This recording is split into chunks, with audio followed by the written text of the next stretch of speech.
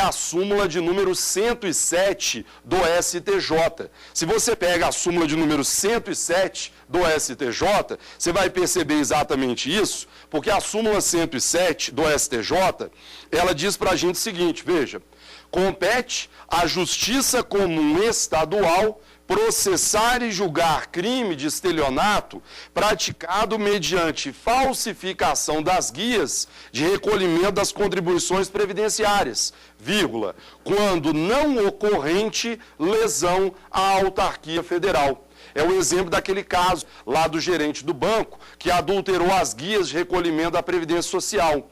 Se o banco procede ao ressarcimento do prejuízo ao INSS, não haverá lesão à autarquia federal. Meus colegas, sem lesão ao INSS, não há falar em competência da Justiça Federal. Então, portanto, o seu raciocínio é esse. Primeiro, lembrar bens, serviços e interesse.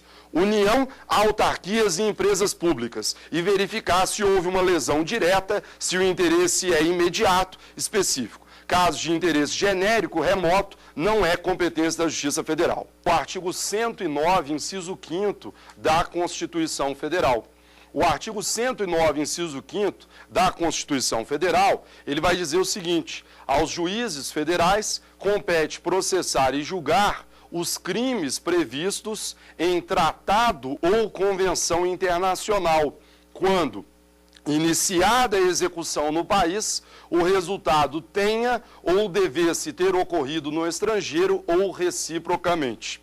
Então, mais uma vez, não precisa anotar, porque a gente vai conversar sobre isso, e a minha Constituição é muito semelhante à sua, mas o inciso 5º ele diz assim, aos juízes federais compete julgar os crimes previstos em tratado ou convenção internacional, quando, iniciada a execução no país, o resultado tenha ou devesse ter ocorrido no estrangeiro ou reciprocamente.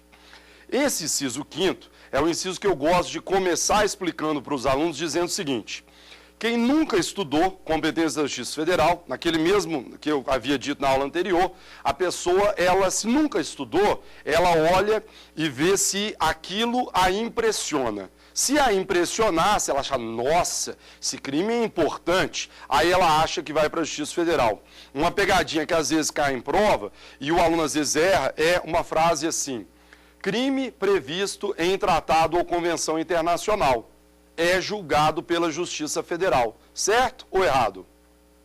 Cuidado com isso, se você prestou atenção à leitura desse inciso 5º, cuidado, não basta que o crime seja previsto em tratado ou convenção internacional. Então, na verdade, esse inciso 5º, ele impõe para a gente dois requisitos. O primeiro deles, crime previsto em tratado ou convenção internacional. Esse é o primeiro requisito. Então, você deve olhar e pesquisar para ver se esse crime está previsto ou não em tratado ou convenção internacional. Basta isso? Não. Você também precisa verificar a internacionalidade você precisa verificar a internacionalidade territorial do resultado em relação à conduta delituosa.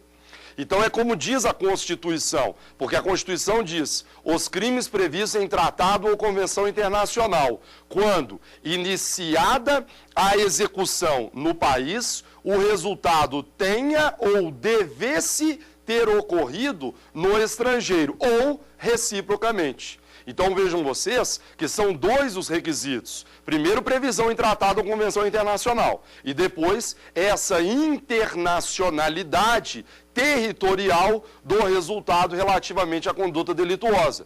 Em outras palavras, o crime começa no Brasil e termina fora, ou devia ter terminado fora, ou vice-versa. O crime começa fora e termina no Brasil. Aí estão preenchidos os dois requisitos do artigo 109, inciso 5º. Claro, quer ver um exemplo fácil? Tortura. A tortura é crime previsto em tratado ou convenção internacional. Crime de tortura é sempre julgado pela Justiça Federal? Lógico que não. Imagine você um crime de tortura praticado numa delegacia da Polícia Civil. Ora, se o crime de tortura, e gente, pelo amor de Deus, a título de exemplo, mas se o crime de tortura foi praticado numa delegacia da Polícia Civil, onde está a internacionalidade? Não houve. Então, o simples fato de ser previsto em tratado ou convenção internacional não atrai a competência da Justiça Federal. Os dois requisitos aí colocados são requisitos cumulativos. Previsão em tratado ou convenção internacional e internacionalidade territorial do resultado em relação à conduta delituosa. Ótimo. Renato, podemos trabalhar com exemplos? Exemplos. Então vamos lá então no seu material, porque são os exemplos que vão aí ser cobrados de vocês no dia a dia. Talvez o melhor exemplo de crime julgado pela Justiça Federal com base nesse inciso 5º seja mesmo o tráfico internacional de drogas.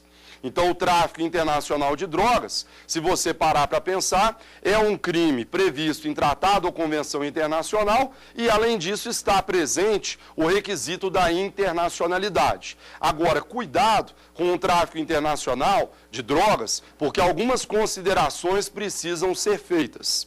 Primeiro, será que é necessário que você transponha os limites territoriais do Brasil para que um tráfico internacional esteja caracterizado? Por exemplo, imaginando um cidadão brasileiro que esteja levando drogas para o exterior, mas que ele ainda não chegue no outro país. Já é tráfico internacional ou não? Vou até dar um exemplo muito mais concreto. Imaginem vocês um exemplo de um cidadão que está no aeroporto internacional de Guarulhos. Ele já está na seção de embarque internacional, ele está ali no free shop fazendo umas compras, esperando lá a chamada de seu voo, e ele já tem aqui no bolso lá o ticket de embarque com uma passagem, por exemplo, para Madrid. E minutos antes do seu embarque, ele é parado porque ele trazia consigo droga condicionada aí junto ao seu corpo. Isso é tráfico internacional ou será que não? Porque ele ainda não chegou a Madrid. Cuidado com isso. Se você prestou atenção à leitura da Constituição, a Constituição nos diz o quê? Crime previsto em tratado ou convenção. Quando iniciada a execução, o resultado tenha ou devesse ter ocorrido no estrangeiro ou reciprocamente. Então você percebe que é necessário demonstrarmos o intuito da transferência da droga envolvendo mais de um país. Agora, não é efetivamente necessário e indispensável que essa droga chegue ao outro país. No exemplo dado a vocês, se o cidadão já estava no aeroporto internacional com um ticket de embarque para Madrid, ninguém duvida da sua intenção, do seu intuito de transferência da droga envolvendo mais de um país. Então, o delito de tráfico internacional de drogas já está caracterizado e ele vai ser julgado pela subseção judiciária de Guarulhos. Uma outra consideração importante, ainda quanto ao tráfico internacional de drogas, diz respeito a quê? Diz respeito à prisão de traficantes em cidades que fazem fronteira com outros países. Ou a prisão de cidadão com drogas que não sejam produzidas no Brasil. Aí uma questão interessante e que vale a pena a sua atenção, porque imagine você que alguém seja preso vendendo drogas em Foz do Iguaçu, cidade lá da Tríplice Fronteira, cidade maravilhosa, Foz do Iguaçu, e lá que faz fronteira tanto com a Argentina como o Paraguai. Será que o fato da prisão de alguém se dar numa cidade de fronteira obrigatoriamente nos leva ao tráfico internacional de drogas? E 2, e se essa prisão tivesse dado em relação à cocaína, na medida em que a cocaína não é produzida no Brasil, será que posso dizer que obrigatoriamente isso é tráfico internacional de drogas? Quem já faz provas de concurso há algum tempo sabe que se numa questão, numa assertiva, cai lá sempre, nunca, jamais, você pode marcar que aquilo ali está errado. Entenda. Tráfico internacional, meus amigos, pressupõe essa internacionalidade. É lógico que se essa prisão em Foz do Iguaçu demonstra que o cidadão trouxe a droga do Paraguai ou que ele tinha envolvimento com criminosos da Argentina que introduziram a droga no Brasil, ninguém tem dúvida de que o tráfico internacional estaria caracterizado. Agora, cuidado, pode ser que eu esteja lá, o cidadão esteja vendendo drogas em Foz do Iguaçu, mas sem qualquer internacionalidade. Pode ser que alguém tenha adquirido essa droga em Foz do Iguaçu e esteja vendendo a substância na própria cidade. Onde está a internacionalidade? Não está presente. Mesma coisa quanto à cocaína. Cuidado com isso. O simples fato dela não ser produzida no Brasil não significa que obrigatoriamente, em toda hipótese de cocaína, seja tráfico internacional. Um cidadão pode ir à Colômbia e retornar pelo Amazonas trazendo cocaína, sem dúvida alguma tráfico internacional. Mas essa mesma cocaína, ela pode ser adquirida em São Paulo e vendida numa determinada localidade. Se você não demonstra a internacionalidade, o tráfico seria o quê? Doméstico, de competência da Justiça Estadual. Fácil? Então, cuidado com essa observação quanto à droga, para não se confundir aí. Um outro detalhe importante, qual é? Para que possamos falar em tráfico internacional de drogas, é necessário que a substância seja considerada entorpecente tanto no país de origem como no país de destino. Vamos aqui imaginar, a título de exemplo, a questão do cloreto de etila, famoso lança-perfume, que no Brasil é considerado droga de acordo com a portaria 344. Possamos imaginar, já houve julgados nesse sentido, que essa droga seja trazida por alguém da Argentina. Aí é o cuidado que você deve ter, porque lá essa substância, pelo menos nesse julgado, entendeu-se que lá não é considerada substância entorpecente. Então, olha que interessante. Se no país de origem lá não é droga, então não haveria uma internacionalidade. Porque enquanto a pessoa está transportando a droga lá não é tráfico. Passa a ser tráfico, logicamente, quando a pessoa ingressa no território brasileiro. Vai ser julgado por quem? Ora, é lógico que isso é crime de tráfico, porque no Brasil a substância é considerada entorpecente, mas não vai ser tráfico o quê? Internacional, porque lá não é considerado entorpecente. Então tome cuidado com isso, porque se no país de origem a substância não for considerada droga, isso não será um tráfico internacional de drogas. Então vamos lá, então, competência por prerrogativa de função. Primeiro, é importante você não usar aqui nesse ponto a expressão foro privilegiado.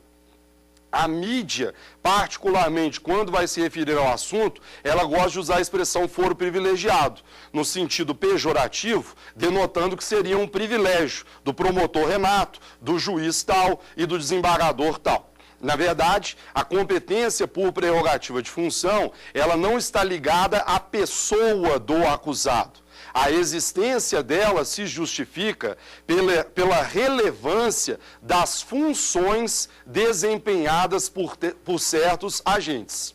Então, esse é um ponto inicial e um ponto que merece a sua atenção.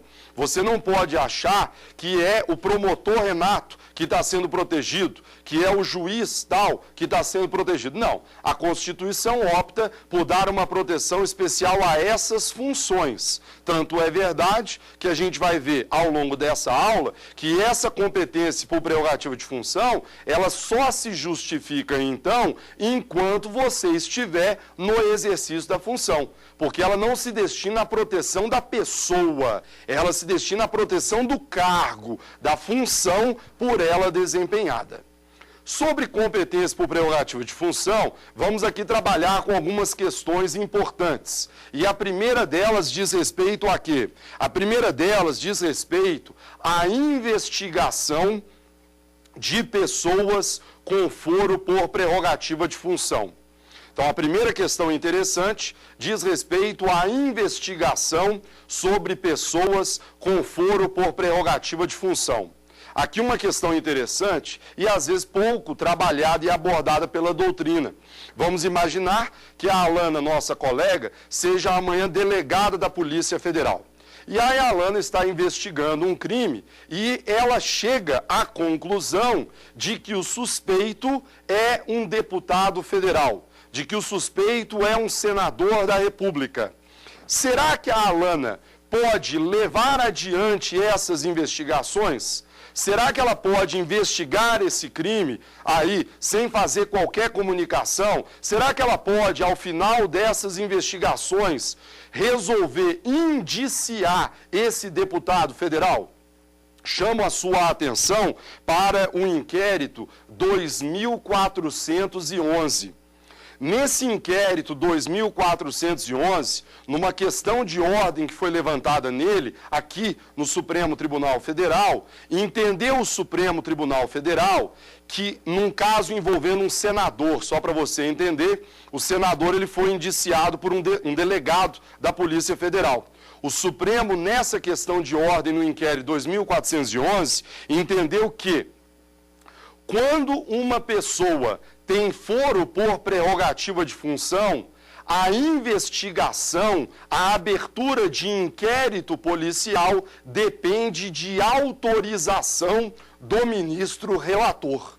Então, cuidado com isso, porque a Alana ela não pode, como delegada, de plano, instaurar o inquérito policial. Se no curso de uma investigação ela chega à conclusão de que há indícios sobre o envolvimento de um deputado, de um promotor, de um desembargador, de acordo com essa questão de ordem, é necessária a autorização do ministro relator para o prosseguimento das investigações.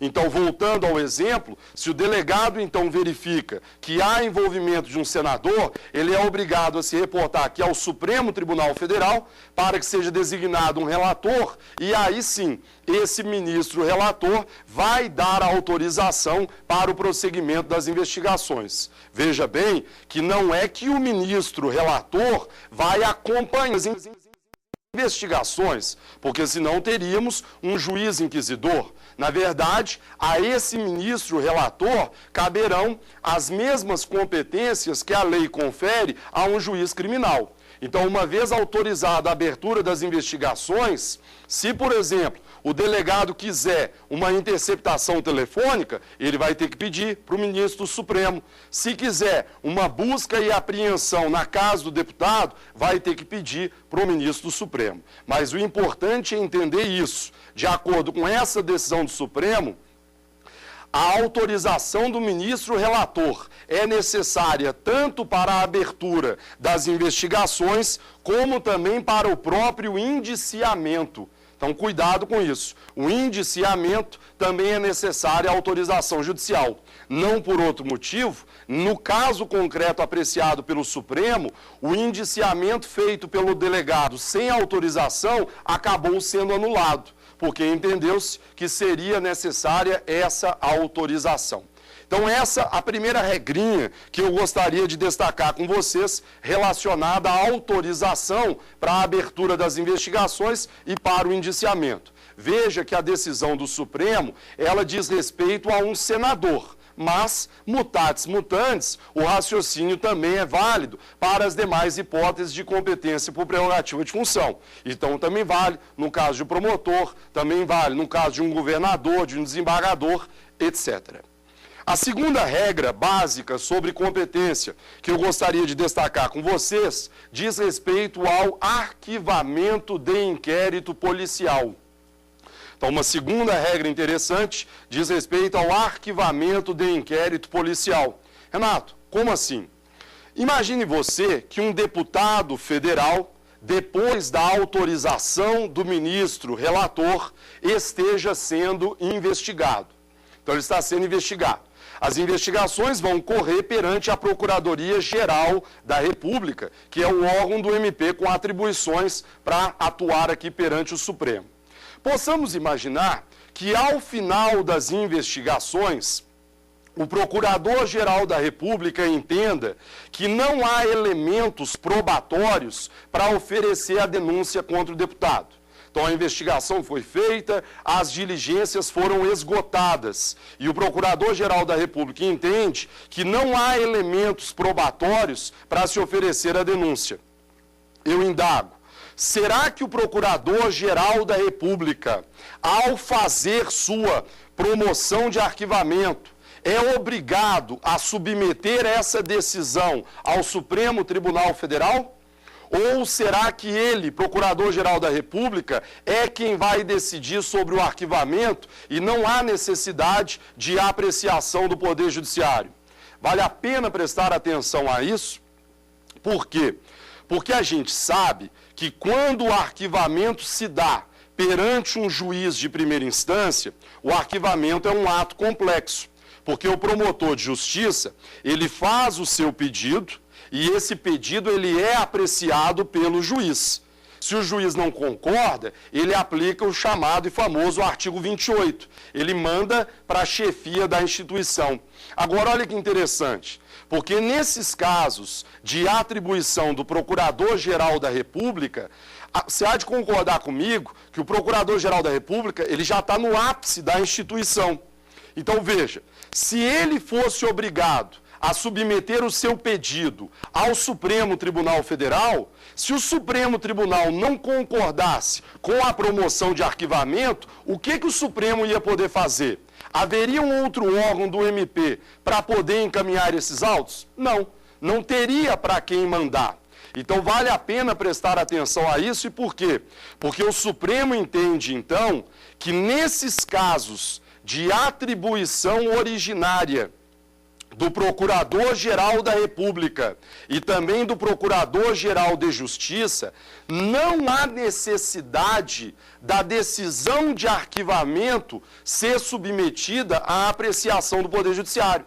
Então, se o Procurador-Geral da República, ao final das investigações, concluiu que não há elementos probatórios autorizando o oferecimento da denúncia, não há necessidade de submeter essa decisão à apreciação do Judiciário. Até mesmo porque se o Supremo não concordasse com esses pedidos de arquivamento, não teria para quem mandar essa investigação. Então, por isso, não há necessidade de submeter esse pedido à análise do Poder Judiciário. Agora, cuidado.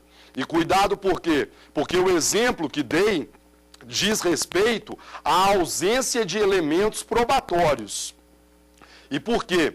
Porque também o Supremo entende que em algumas situações a decisão de arquivamento ela faz coisa julgada formal e material.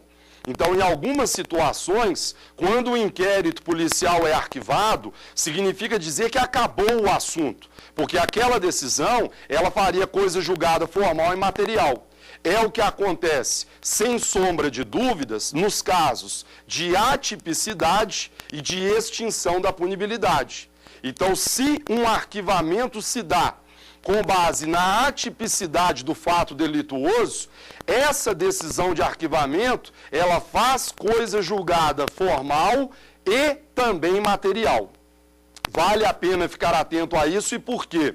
Porque o Supremo Tribunal Federal entende que nesses casos em que a decisão de arquivamento fizer coisa julgada formal e material, ou seja, nessas hipóteses de atipicidade e causa extintiva da punibilidade, aí é necessário que a decisão de arquivamento do Procurador-Geral da República seja submetida à apreciação do Poder Judiciário. Porque se não fosse submetida à apreciação do Judiciário, não teria como produzir coisa julgada formal e material.